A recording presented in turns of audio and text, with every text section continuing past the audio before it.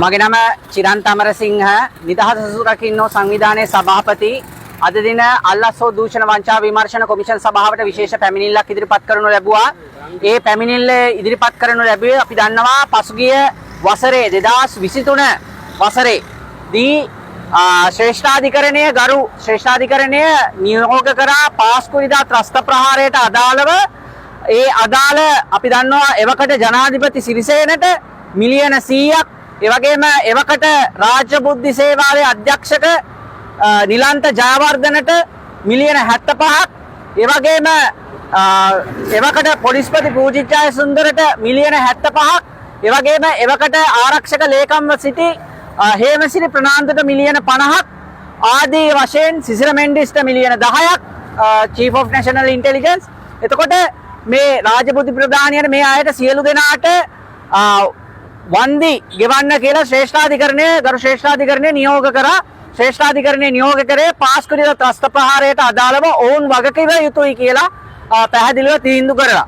එතකොට ප්‍රශ්නේ තියෙන්නේ මිලියන 75 2024 ඔක්තෝබර් මාසේ 7 වෙනිදා වෙන විට 2024 ඔක්තෝබර් මාසේ 7 වෙනිදා වෙන විට මේ අය සියලු දෙනාම මේ මිලියන ගානම ගෙව්වා. මිලියන ගානම ගෙව්වා. දැන් මේ මොහොතකට හිතන්න මේ රටේ පොලිස්පති කෙනෙක් කොහොමද මිලියන 75ක වත්කමක් තියෙන්නේ? ඔහුට මිලියන 75ක් පුද්ගලික මුදලින් ගෙවන්න කියලා ඔය සියලු දෙනාට කිව්වේ. එතකොට මිලියන 75ක් ලක්ෂ 750ක් කොහෙන්ද පූජිත් ජයසුන්දරට ලැබුණේ? ඒ වගේම නිලන්ත ජයවර්ධන ඔහුත් පොලිස් නිලධාරියෙක්. ඔහුට කොහෙන්ද මිලියන 75ක් නොහොත් ලක්ෂ 750ක් ලැබුණේ? ලක්ෂ 750ක් තියෙන මිනිස්සු ඉන්න ඕනේ හරිනම් බැංකුවේ සල්ලි ටික දාලා ගෙදර නේද? පොලියෙන් ජීවත් වෙන එක නේද? ලක්ෂ 750ක් කොහෙන්ද හම්බුනේ?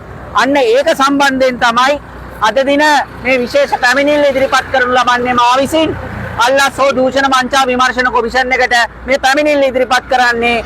කොමිෂන් එකට දැන් බලය තියෙනවා අලුත් පනතයටද මේවා සම්බන්ධයෙන් හොයන්න සෙවිය යුතුයි. මේ වත්තන් කොහෙන්ද මේ වන්දි මුදල් ගෙවන්න සල්ලි ආවේ කොහෙන්ද කියලා විමර්ශනය කළ යුතුයි කියන එක තමයි අද අපි ඉල්ලා සිටියේ. ඒක කරන්න නැතුව මේක හොයන්න බෑ. මොකද අපිට සැකයි පාස්කු ප්‍රහාරයේ මහමොල කරුවද දන්නේ මේ වන්දි මුදල ගෙවලා අරගොල්ලොන්ග බේරගත්තේ ඇතුළට යන එක නවත්තගත්තේ කියලා. ඒකයි.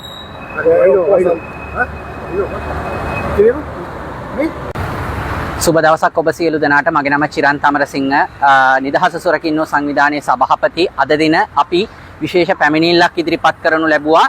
ඒ තමයි ඔබ දන්නවා පාස්කුරිදා ත්‍රස්ත ප්‍රහාරයට අදාළව මේ රටේ හිටපු ජනාධිපති මෛත්‍රීපාල සිරිසේනට මිලියන 100ක වන්දි මුදලක් ගෙවන්න කියලා ශ්‍රේෂ්ඨාධිකරණයේ ගරු ශ්‍රේෂ්ඨාධිකරණයේ තීන්දුව කරා.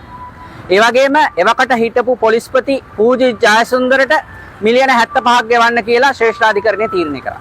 ඒ වගේම එවකට හිටපු ආරක්ෂක ලේකම් හේමසිරි ප්‍රනාන්දුට මිලියන 50ක් ගෙවන්න කියලා ශ්‍රේෂ්ඨාධිකරණයේ නියම කරා. ඊටත් වඩා අර සියල්ලටම තවතුරු දැනගෙන ඒක වෙන්නට දීලා බලන් හිටපු නිලන්ත ජයවර්ධනට ඔහුට ශ්‍රේෂ්ඨාධිකරණය නියම කරා නැවතත් මිලියන 75ක මුදලක් ගෙවන්න කියලා. එතකොට ඒ වගේම එවකට හිටපු රාජ්‍ය බුද්ධි ප්‍රධානී සිසිර මෙන්ඩිස් මහතාටත් මිලියන 10ක මුදලක් ගෙවන්න කියලා ශ්‍රේෂ්ඨාධිකරණය නියම කරා. එතකොට මේ තීන්දුව ලබා දුන්නේ 2023 ජනවාරි මාසේ. ඒකට අපි දන්නා 2024 ඔක්තෝබර් මාසේ 7 වෙනිදා වෙන විට නිලන්ත ජයවර්ධනත් මේක ගෙවලා ඉවර කරා. මේ මිලියන ගාණක්. නිකන් හිතන්න. නිලන්ත ජයවර්ධනට කොහෙන්ද මිලියන 75ක් තිබුණේ? ඒ කියන්නේ ලක්ෂ 750ක් තිබුණේ කොහොමද පොලිසිය සේවය කරලා?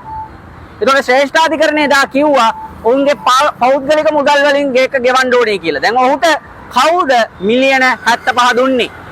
ඒතර පූජිත් ජයසුන්දරට පොලිසිය සේවය කළා කොහොමද ලක්ෂ 750ක් හොයාගත්තේ? මෛත්‍රීපාල සිරිසේන ගමරාල ගොවියාගේ හිතවතා ගොවි මහතෙකුසේ කියලා ග්‍රාම සේවක මහත්තයෙක් වෙලා කොහෙන්ද එයාට ලක්ෂ 1000ක් එන මිලියන 100ක් කොහෙන්ද එයාට? මේවා ගැන තමයි අද අල්ලස්සෝ දූෂණ වංචා විමර්ශන කොමිෂන් එකට හොයන්න කියලා පැමිණිල්ලක් ඉදිරිපත් කරා අපේ සංවිධානයෙන්. මොකද පාස්කුරිදා ත්‍රස්ත ප්‍රහාරයට යුක්තිය ඉටු වෙන්නට නම් ඒකේ පිටිපස්සේ ඉන්න මහමොල කරුවන්ව අල්ලගන්න ඕනේ. මහමොල කරුවෝ තමයි දැන් මේ වෙලාවේ ඔය තීන්දුව දුන්න මොහොතේ ඉඳන් කවුද කලබල වෙන්නේ? නිලාන්ත ජයවර්ධන, පූජි ජයසුන්දර, හේමසිරි ප්‍රනාන්දු ඔය ඒ වන්දි මුදල් ගෙවා ගන්නට බැරුව ඇතුළට ගියා නම් කාගේ නම් එළියට එයිද? කාගෙන වුන් සාක්ෂි දෙන්නේ නේද? ඉතින් ඒක වාගන්න කාටද අවශ්‍යතාවය තියෙන කියන එක ප්‍රශ්නයක් තියෙන. හින්දා සැකයක් පවතිනවා. මේ පොලිස් නිලධාරියෙකුට ලක්ෂ 750ක් තියෙන උනේ කොහමද? එහෙම තියනා නැති ඒක බැංකුවේ දාලා ගෙදර ජීවත් වෙන්න පුළුවන් නේ. අපිටත් පවුනොදී.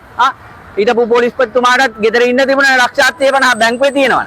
දැන් මට තියෙන ප්‍රශ්නේ දැන් මෙතන අපිට එන සැකය මේ අය හිමීට සීරුවෙන් මේ පිටිපස්සේ ඉන්නේ මේ පාස්කු ප්‍රහාරයේ මහමොලකරුවන් නෙමේද කියන ප්‍රශ්නේ තමයි අපි අල්ලස්ව දූෂණ වංචා විමර්ශන කොමිෂන් එකට ඉදිරිපත් කරේ. කොමිෂන් සභාවට බලය තියෙනවා මේ අය සම්බන්ධයෙන් විමර්ශනය කරන්න.